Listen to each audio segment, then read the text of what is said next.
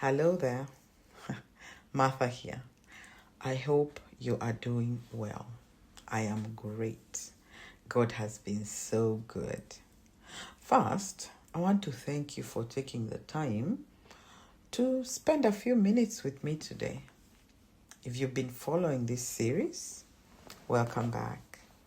And if this is your first time here, I'm so glad you're here.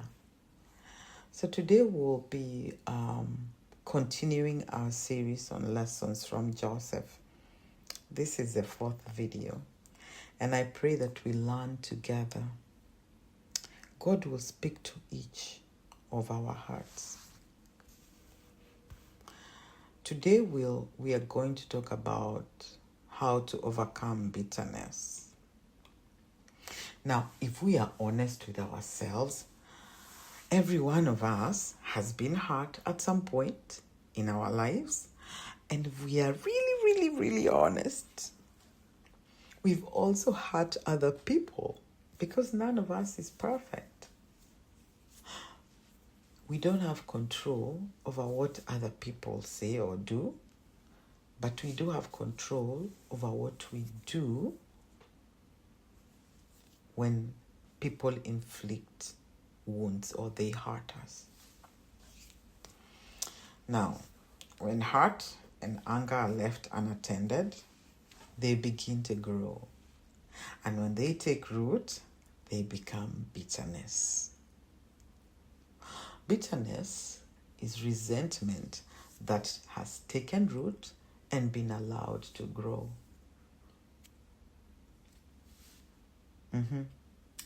Now, when we think about Joseph's life, there are three major moments where he had every human reason to become bitter.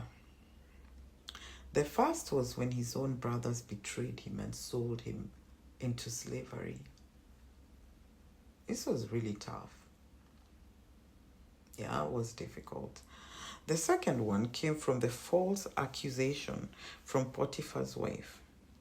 Remember that time when he had to run and leave her with his cloth or whatever it is he was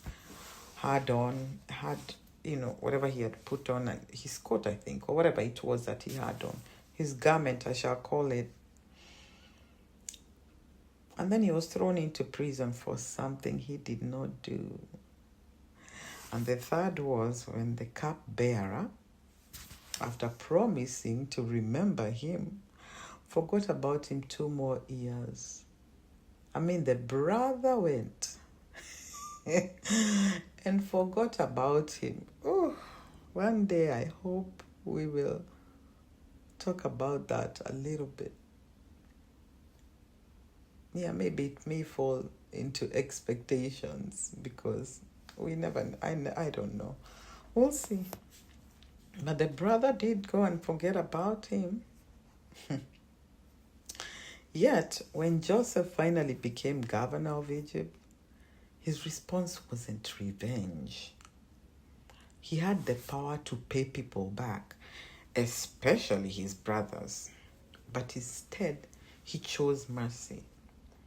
Rather than allowing years of hurt to harden his heart, you hear that, heart to harden his heart.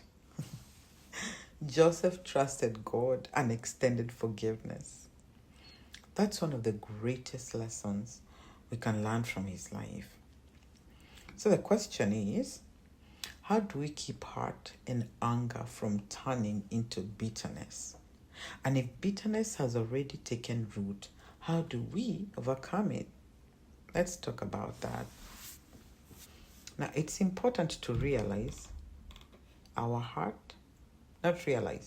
it's important to evaluate our heart or wound. When we evaluate our heart, H-U-R-T, this is not meant to minimize our feelings or pretend that what happened did not matter. Our feelings are real and our wounds are real. But we also have to understand that there's a difference between facts and perspectives. In Joseph's story, there were facts. It was a fact that his brothers betrayed him. It was a fact that Potiphar's wife falsely accused him. It was a fact that the cupbearer forgot about him. Joseph did not deny what happened to him, but he also did not allow what happened to him determine who he became. Once we have evaluated our heart, we have to make a decision. Or we cannot wait for an apology before we begin our healing journey. Like, it's not something, at least the way I do things, I just don't wait for that apology. I'm not waiting.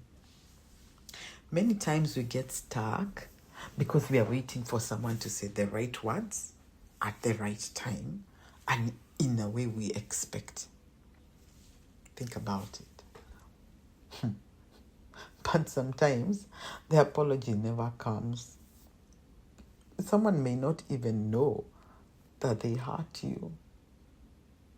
Or someone may be too proud to come and apologize.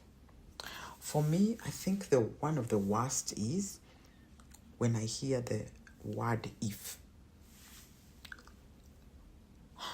I am sorry if I hurt you. Sometimes that can feel more painful than no apology at all, because it actually doesn't acknowledge the wound. To me, I'd rather, for me, that you didn't apologize, that somebody doesn't apologize. If our healing depends on someone else apologizing perfectly, we have given that person way too much power over us. So, if the apology comes, be grateful. But if it never does, God can still bring healing to your heart. This is why the next step is important. Take your pain, your wounding to God. God is the one who sees every wound, understands every pain, and can bring healing in ways that no person can. Now, he may use and uses other people to encourage us along the way, but our ultimate source of healing comes directly from him. One of the hardest things to do, apart from choosing forgiveness, is separating the person from the wound. Joseph's brothers did something terrible to him, but betrayal was not their entire identity. If Joseph had looked at them only through the lens of what they did, it would have been difficult for him to see anything else about them. So we have to be careful not to do the same thing. Someone may have hurt you, but that one moment does not become the only thing you see when you look at them. Now, this does not mean we excuse what they did. It does not mean we ignore wisdom or remove consequences. It simply means we refuse to let one painful action define a person completely. Then comes what I think is the most difficult, and that's forgiveness. Forgiveness is a choice. Now, it is not saying what happened was okay. It is choosing not to allow that hurt to continue controlling you, to continue controlling your thoughts, continue controlling how you feel. Yeah. Now, we all need God when it comes to forgiveness, because it's truly difficult. Now, after forgiveness, we need to create healthy boundaries. Forgiveness does not mean giving someone unlimited access to hurt you again. You can forgive someone and still recognize that the relationship needs boundaries. You can say hello when you see them. You can have a kind conversation. You can be respectful. You can even help them if they need help. But it does not mean that they have all this unlimited access. It means understanding that they may no longer have the same access to your life that they once had. Healthy boundaries are not about punishment. They're about wisdom and protecting the healing God is doing in your heart. Remember, bitterness keeps us connected to the pain, but forgiveness releases us from the power of the pain.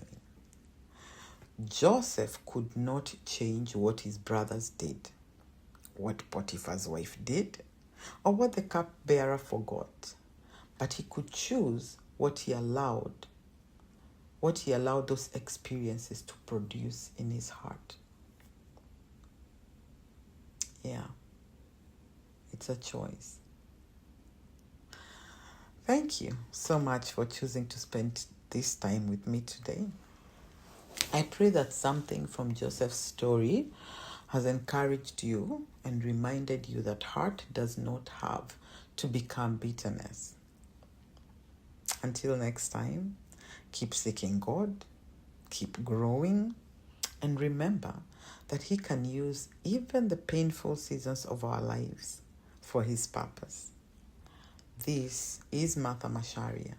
God bless you, and I will see you in the next video.